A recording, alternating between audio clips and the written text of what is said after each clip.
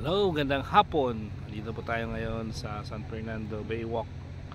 Ito po yung kasalukuyang sitwasyon ng Baywalk dito na ginagawa sa San Fernando. At ating palagay na abot ito ng 200 meters ang haba. So medyo matagal na ginagawa ito.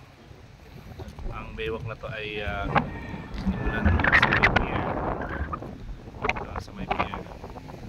Yan, sa sentro. At ginawa ito ng Sunwest Construction Corporation at sinundan naman ngayon ng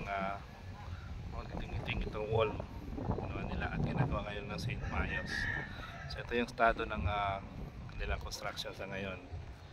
Tinatambakan pa lang nila, hindi pa nila nilalagay yung pagbubuhos.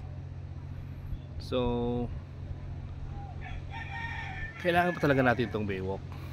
Tanong ko lang sa mga viewers, sa mga tao, kailangan siguro natin ito dahil protection ito sa mga bagyo.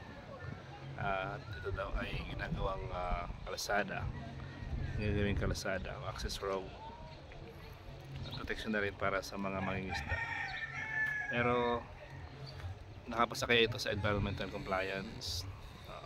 Okay, sabi inabot na ito ng 400 million ng budget nito, hindi natin alam. Pero sana matapos na ito para magpagkukuhanan ng isang magandang business para sa mga tao dito sa Sibuyan, San Fernando. Karoon din ito ng magandang epekto. So tingnan natin kung gaano siya kaganda ang Sibuyan Island, kaganda ng San Fernando Romblon.